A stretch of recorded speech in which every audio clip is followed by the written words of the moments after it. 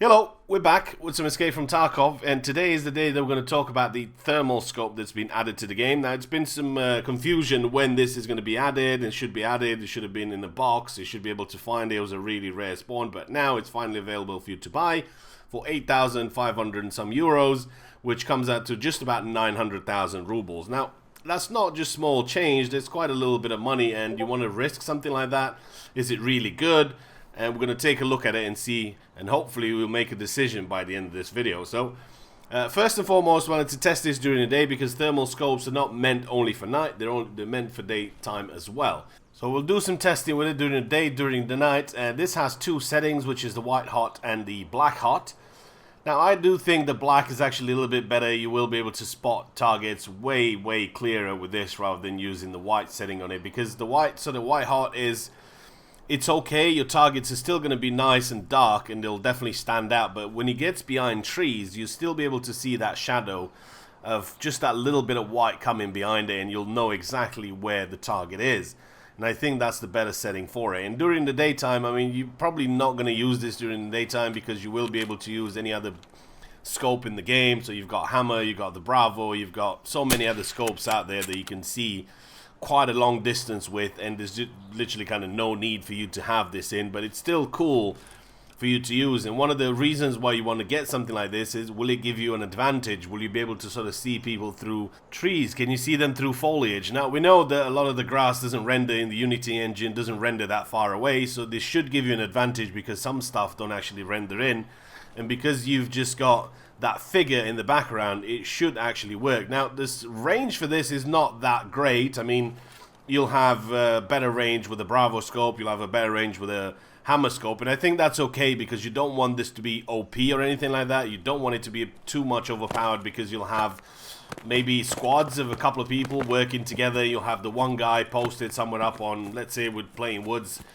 You can have him boosted up on that sniper rock. It's still possible to get up there, and he can basically clear the whole map telling you exactly what everybody is. So I think range, when it comes to range, I think this is quite nice that you don't have that big of a range with it. I know some people will take sort of offense to this, but it's a night vision scope. I'm paying $1 million for it.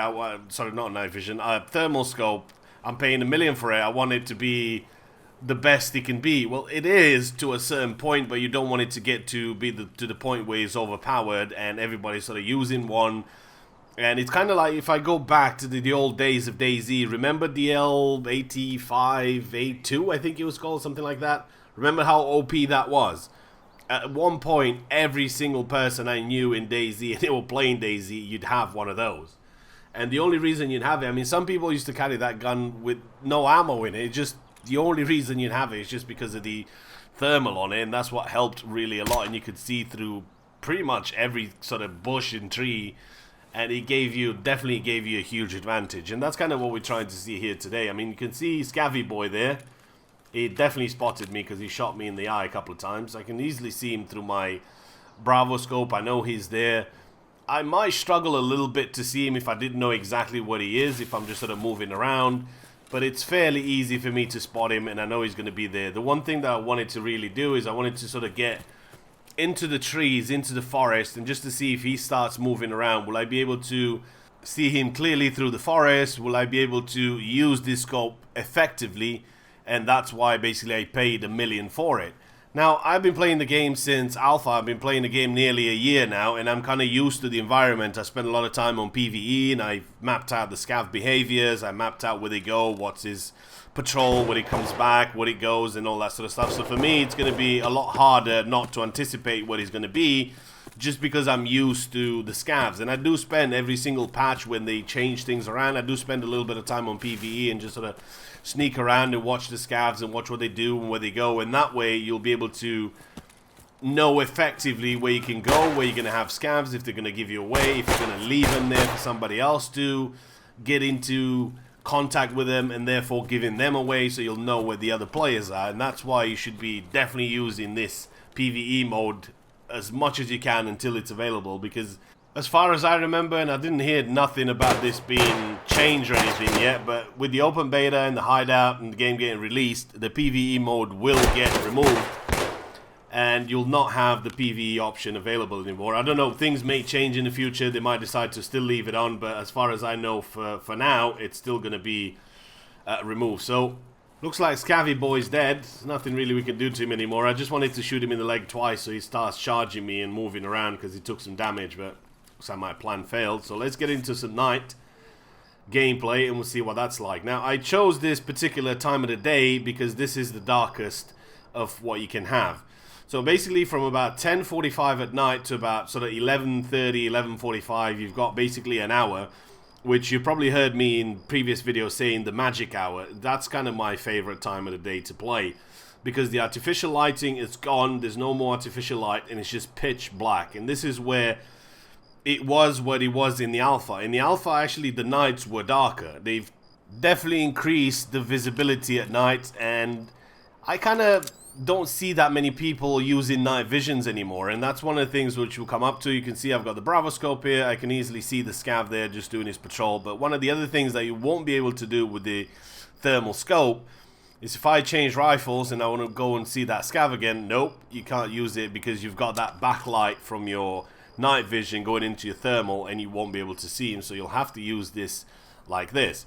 Now, as I mentioned, in the alpha, nights were a lot darker, and you can still get pretty dark nights, but the thing is, you've not really seen that many people using night visions anymore because at night with 144 Hz monitor, you've got black stabilizers, you've got so many other things going on these days with technology that there's just really no need. I kind of hope they go back to the regular settings what nights used to be, because it used to be so much fun just fumbling around in the dark. It's kind of like the way to experience that a little bit is if you play Factory at night and it's really dark and you go in with nothing. That's kind of what it used to be like. It used to be really dark and it was pretty cool, and you just needed night vision. But then with the moon and the artificial lights and things like artificial lighting, then things started to change a little bit and things are not as good anymore, let's say. I still enjoy the dark nights a lot more. So now, following the Scavvy Boy there, you can easily see him. There's no shadow of a doubt that that's a scav or that's a player. So if you have somebody, if you're rolling out in a team and you've got somebody just basically sat behind you and telling you where you need to go, then it's going to be a pretty powerful asset to have in your inventory, and then just take this out when you need to, or when you go in as a squad at night. Big open maps like Shoreline is going to be a really good thing to have. So if we move down into the forest towards the lonely cabin there, now, you're always going to have a couple of scavs. And the scavs that spawn at the checkpoint on the dirt road, they come all the way down to patrol here unless they run into somebody. And then from here, they'll stop a little bit and then they'll go back to the checkpoint on the woods. So I can still see the guy, even though I've got my Bravo scope and I don't have night vision. I can still just about see him, but that's just because I knew exactly what it is. With night vision, I can just about make him, I can just about see his glasses. And I mentioned this again in previous videos.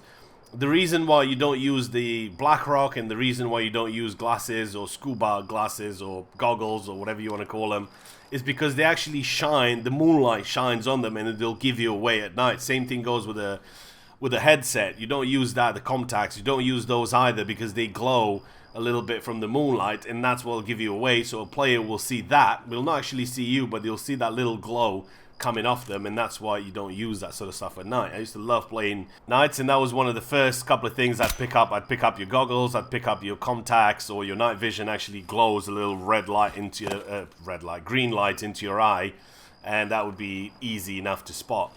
So definitely cool so far. I'm definitely enjoying the thermal scope. I think it's a really cool asset for you to have, and especially if you're working together as a team and you've got this. Somebody, like I said, you can boost him up on some higher position somewhere, like on Woods, you can get him up on Sniper Rock, on Shoreline, you can get him up on one of the towers. You've got so many other options out there. You can just have him, at least as long as he's got the high ground, he should be able to spot targets for you and you work together effectively as a team. Now, the scope itself, it's a bit buggy, it's a bit wonky, bugs out from time to time, and scopes, let's just face it, scopes are not their strong suit when it comes to Escape from Tarkov, but they're still working on it. So, what about range? What kind of range will I get for this? So, I'm on Shoreline, that's Scav Island, all the way to the front. You could barely see it from here, and if I scope this out, I can just about make a house there, a couple of fences, and a couple of things like that if I just keep sort of scanning. Maybe you'll see something, maybe you'll not. If you take your time, you should be able to spot scavs if they're on the island. Oh, actually, there is one there.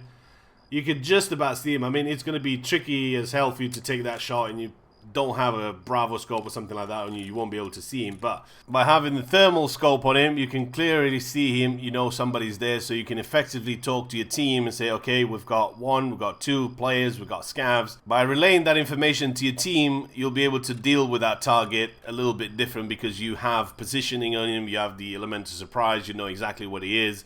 With longer scopes, you'll be able to take him out, and then that'll be that.